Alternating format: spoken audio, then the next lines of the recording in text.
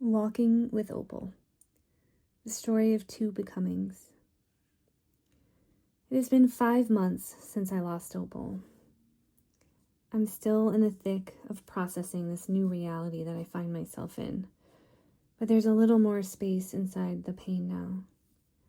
Writing about her helps me move through all of it, the love, the loss, the lessons, and the legacy. Opal and I had a very deep bond. She was a sensitive, sweet old soul who needed my protection and in turn rearranged me from the inside out. 18 months before I adopted Opal, I lost Eddie, who was just shy of 2 at the time. He died in a traumatic freak accident involving a falling tree. It took me an entire year to be able to function normally again. By the time I was ready to get a new dog, I felt like Opal was the treasure waiting for me at the end of a long winter. I named her after a precious gem, which also happens to be my birthstone, hoping she'd have a permanent talisman to protect her. For Opal's first 2 years, we lived in D.C., directly across the street from a trailhead that connected to Rock Creek Park. As a fearful rescue dog, most of the world overwhelmed her, but she blossomed out in the woods. I watched her work up the courage to take her first swim in the creek after weeks of encouragement. I let her run free so she could explore the world around her and build her confidence. She chased deer, had close encounters with turtles and frogs, and made friends with many of our neighbors. One of her signature moves was to run up to people and check their pockets for treats. We walked together as the seasons changed around us. In the winter, Opal slid across the frozen creek and ran zoomies in the snow while I tracked her through the barren trees. We watched in awe as winter suddenly switched to spring. The days stretched longer as pink blossoms carpeted our neighborhood, and everything around us popped alive. Summers in D.C. brought the chorus of cicadas and sweltering humidity. We adjusted our walk times to avoid the peak heat, and upon returning home would share watermelon and ice cubes. 10 weeks after adopting Opal, I lost my job. At first, it was terrifying, and I had no idea what I was going to do. Our daily walks helped me process what was happening. Through thousands of steps in the woods, a murmur was steadily growing louder inside of me until I worked up the courage to say, maybe I won't go back. I had more time, so we hiked in Harper's Ferry in Shenandoah and Great Falls. Opal grew up and became a confident and agile athlete. I trusted her to run ahead and do her thing, knowing she would never go too far from me. Without fail, she would come bounding back, having discovered some disgusting stray tennis ball and wanting me to throw it for her. Her whole body would buzz with glee as she scampered away to fetch the ball. "Go find it," I would squeal at her. "Good girl, now bring it." She always came sprinting back, wanting me to throw it for her again and again. Our thousands of hours of quality walking time bonded us so deeply. I was never on my phone while I was out with Opal unless I was taking photos of her epic adventures. I was always oriented to her, where she was, who she might encounter, what to steer her away from, locked in at every moment.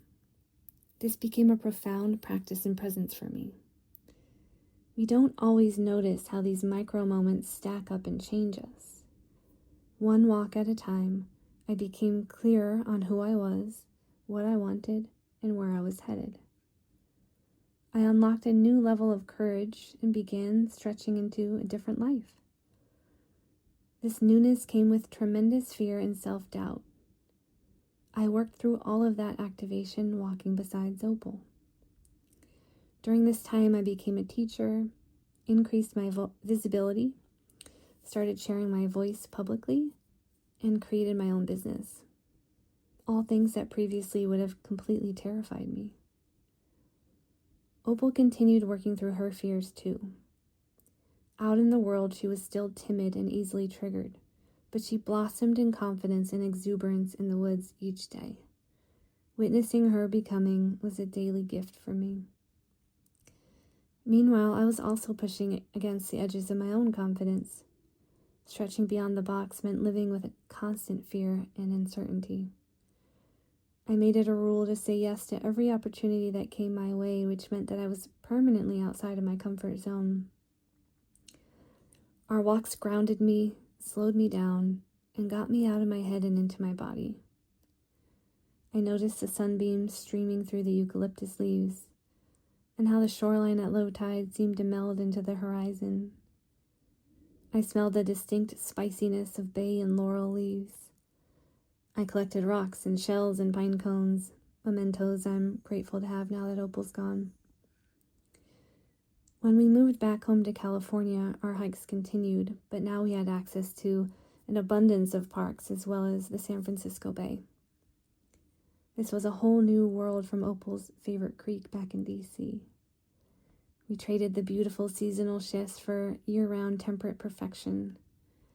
When COVID hit and there was a brief but glorious moratorium on traffic, we made weekly trips out to the ocean and explored every single regional park around us. She loved her life and all her sweet adventures, and I have 5,000 plus photos to prove it. We grew and blossomed beside each other, thousands of steps a day, through all seasons and weather conditions in multiple states. She knew what time we were due to go out, and if I was still working away, she'd come scratch on my door and remind me to stop. Most of the time I did. I honored my daily Opal time, the few hours between work and going back to teach my yoga classes. This time was sacred to both of us, and I organized my schedule around it for years. Dog ownership is an enormous responsibility, one that I have never taken lightly. Taking responsibility for Opal partly meant prioritizing her needs alongside my own. It also meant becoming her protector in a world that she did not inherently feel safe in. A lot of the time, that looked like distracting her before she noticed something that would trigger her. Sometimes it meant channeling a fury I did not know I possessed, to scold an old man for swatting at her, or to dress down some Karen who falsely accused me of not cleaning up after her. These moments taught me I had more fire inside of me than I ever knew. I always thought I was protecting Opal and nurturing her growth. I can see now how much she was doing the same for me. By protecting her, I discovered parts of myself I did not know existed. I expanded into a much fiercer and more empowered version of myself, who no longer shrank in the face of challenge. I stood up for myself and did not back down when met with resistance. I chased down dreams, pushed through fears, and built a bigger, braver life. As I reflect back on her beautiful, full life, our walks are what I cherish the most. It would have been so easy for me not to make time for this, to believe that I was too busy, to outsource them to a dog walker, to keep her in the backyard, or to ignore her scratches at my door. But once I got a taste of what our walks offered both of us, I knew I could not accept any life that did not center them. I have a dead zone in my day now that used to be filled with our walks. I've tried walking on my own, but it's very difficult. I miss experiencing the world through her eyes, watching out for her, and sharing a meaningful daily ritual with her. It's simply not the same without her. When I have gone to the park since her passing, I've seen her everywhere. Her favorite swimming hole, the trees she'd check for squirrels, where she'd dig for gophers or roll in the grass, the storm drain she'd pop out of, the side trail she'd always beg me to take her down so she could go for a second swim. Anytime I'd say yes, her whole body would light up and she'd bound down ahead of me, vibrating with delight. Memories of Opal and her joy are everywhere, but so is the colossal pain of her absence. Side note, as I was writing this just now, You'll Never Walk Alone by Frank Sinatra popped up on my Spotify. After dropping Opal back off at home post-walk, I would head out to teach. For years, my feet would be tinged with dirt during class. Now my feet are clean. There are no more crumbs of dirt spilling out of my socks and onto the studio floor. No rush to turn down the lights so no one would notice. That dead time in my day, the clean feet, and the weight of the missing routine sit right on top of my heart like an anvil. Opal organized my days, insisted on my presence, got me outside, gave me space to metabolize my dreams and fears, witnessed my becoming, regulated my nervous system, interrupted my work, and connected me to daily sources of joy, awe, beauty, and love. I believe that we become what we practice. And through my decade with Opal, I practiced presence, attention, wonder, and courage.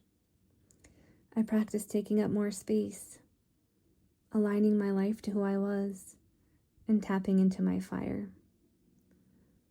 Our walks became the site of both of our transformations and completely changed the trajectory of my life. My work as a teacher and coach has naturally become an extension of the ways I first learned to live beside Opal. The fears I've faced, the ways in which I've learned to slow down and savor life, and the wisdom I've gleaned all inform how I now guide others. Without Opal, I might still be typing away in some depressing cubicle on Key Street. I may have never discovered myself or found the courage to walk away and create something different. I would have missed so much beauty because I did not know how to be present with it yet. I might have stayed stuck in a life that crushed me rather than expanded me, dictated by fear rather than growth. I did not know that getting a dog would completely reorganize me, that stepping up and becoming the protector she needed would fire me up too, or that thousands of walks over an entire decade would connect me to clarity, wisdom, and vision that I never knew was there. Opal's legacy has been enormous for me. She left me with a different nervous system and a stronger relationship to myself.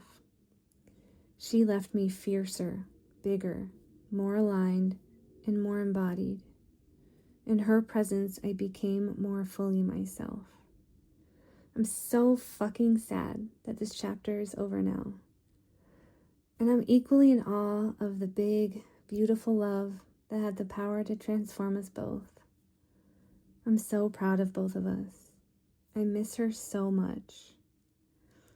I can picture her frolicking in another dimension now, full of light, standing tall and running free. I know she's living her best life, free from fear, looking down on me and lighting the way. She's not ahead of me on the trail anymore, but she's very much alive in my heart. I feel her there and everywhere.